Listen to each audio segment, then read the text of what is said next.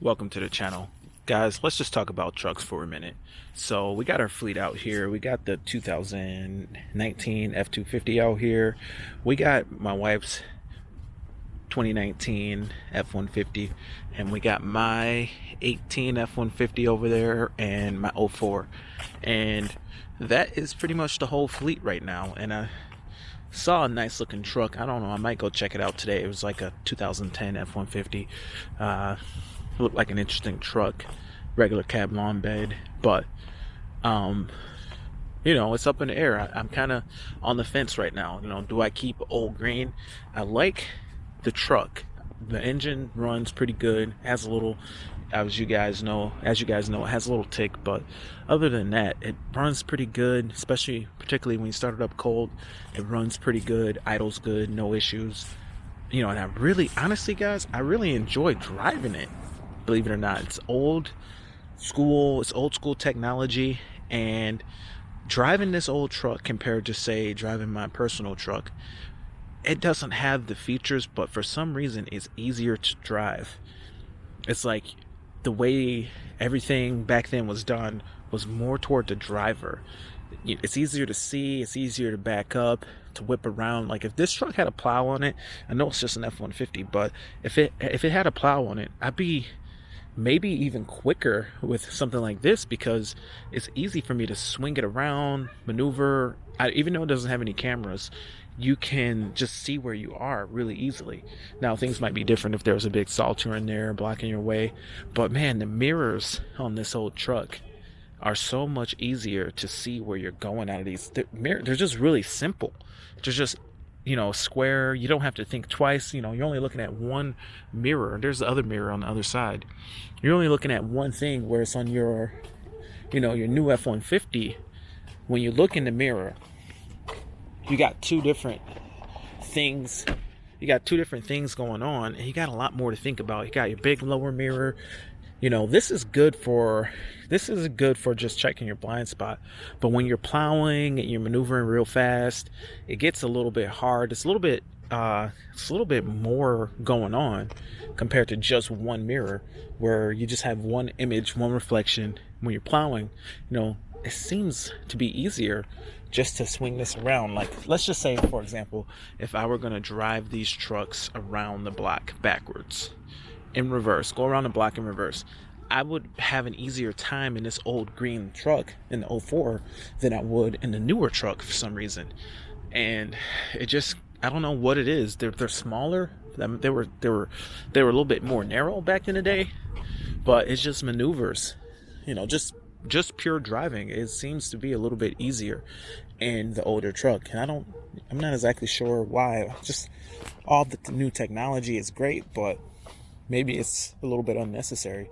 It could also be because it is the shorter wheelbase vehicle. Even though it's an 8-foot bed, it is ultimately a shorter wheelbase compared to any of the other vehicles in the fleet. And then my wife's truck's pretty easy to whip around as well. But just the visibility, I feel like visibility is a lot better in the old green truck. Now, another thing, since we're talking trucks, another thing is the F-150 is coming up. The lease is coming up in August, and I will say that I really like the truck. It has a lot of pros and cons. One of the pros is, hold on, someone's calling. Spam. One of the pros of the F-150 that I have right now is the fact that it's a V6. I can idle.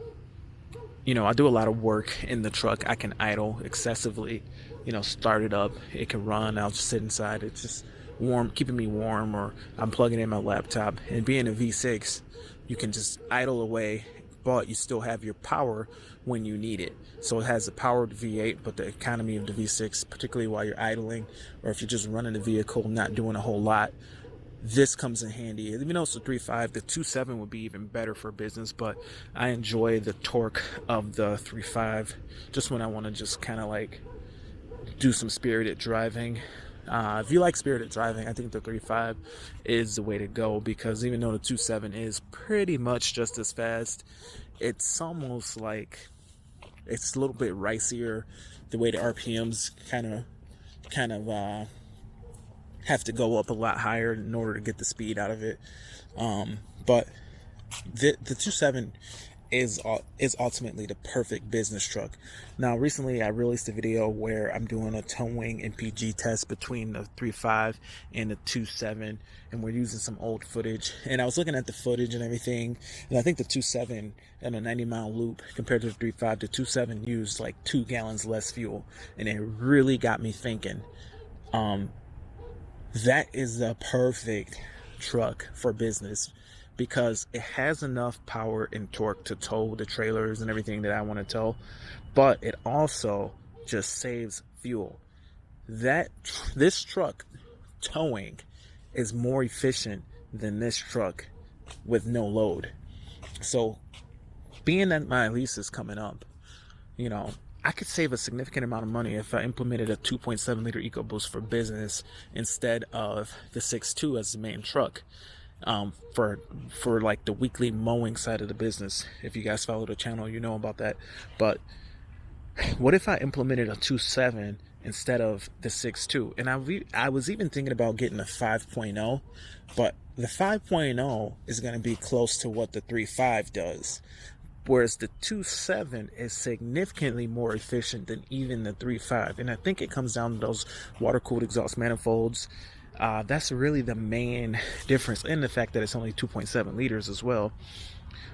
What if I implemented that instead of using the 6.2 or 5.0 or anything like that for business, and then could turn around every week? We're putting a significant amount of money toward just gas in the truck. We're probably spending $100 a week in the truck, give or take. What if we switched over to the 2.7? How much fuel would that save? How many gallons of fuel could it possibly save? And it would still look great. And I could even lease one of those trucks, because it doesn't require you to buy the truck, and I'm not required to do it because I don't do that many miles. Our routes are tight enough to where we can stay under 10,000 miles. So think about it from a business standpoint. You got a truck like this that will cost you now granted, you can't really plow with a 2.7 EcoBoost, but a truck like this that costs you something like $800+ a month, and you're probably still looking at one day maybe trading it in or whatever. It's going to take, I don't even remember how many years it takes to pay it off. Probably like 8 years or something crazy. Compared to doing a lease like this, you could get a pretty basic truck for like $350 a month, less money down, and use less fuel. Every week you're using less fuel. So that's very interesting. What if I took this truck, which I love driving this truck? It's got the 6.2, it's got 430 gears. I drove it for personal use. Got the little dents and dings fixed. It's got that one dent on the door.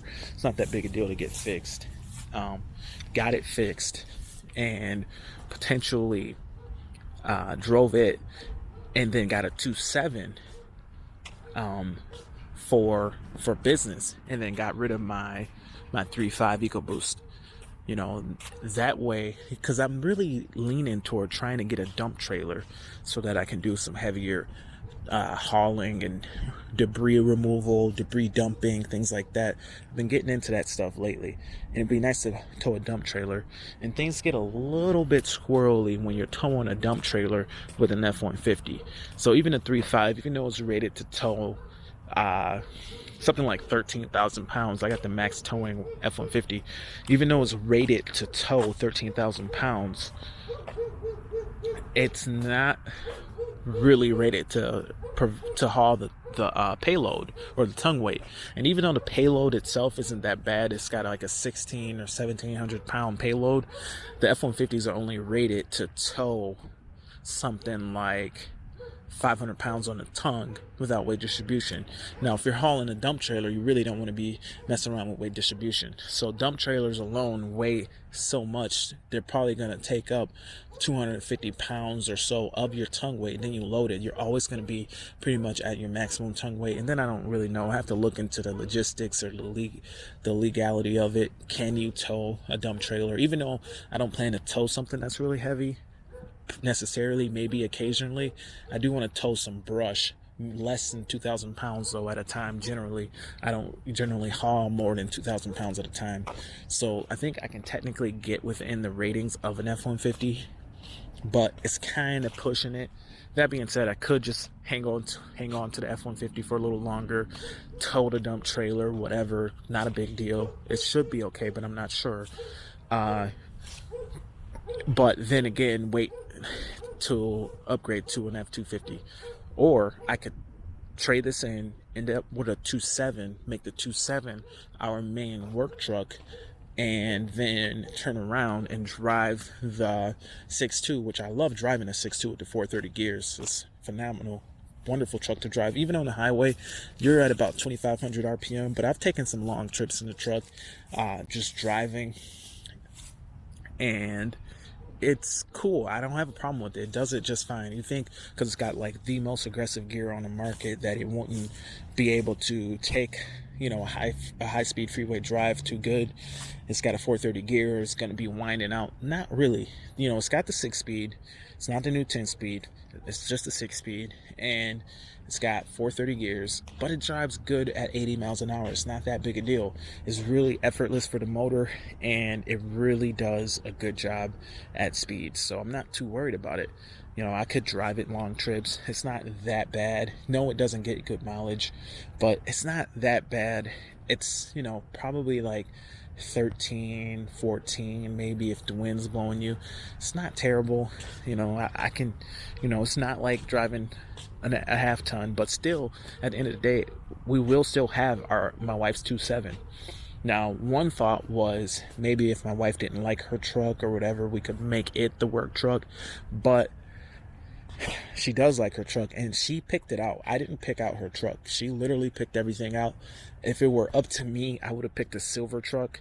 She picked her truck out being an all black truck, and you know, all black truck with graphics and all that, and the black wheels and all that. It's not a good work truck.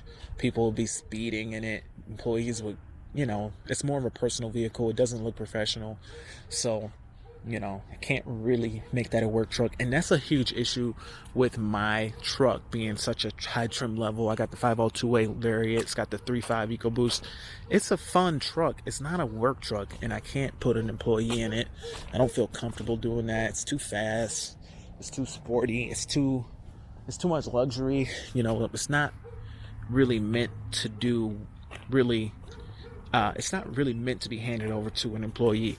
I can go out and lease a basic F-150 that's really made to be in the hands of an employee. But even a 2.7 EcoBoost is really too much power for an employee. But it is what it is. Let's jump in Old Green right now. All right. Even the 2.7 is too much power. I think the seat slid up. The 2.7 is too much power for an employee to have. But it is what it is. You know, it's like, what are you going to do? But anyway, guys, I'm about to park these trucks. So, fires up, no problems. I'm about to park these trucks. That's it for truck talk. That's just a quick hit. We'll continue to do this a little more. You know, this channel mostly is about trucks, so I figured we'd just start doing a little truck talk. Well, like I say, we'll continue this, and you know, there's so much more that we could say. But comment in the comment section. I hope to hear from you soon. We're like at 14 minutes, so thanks for watching. And I can't wait to hear from you guys. Have a good day, and talk to you later. Bye.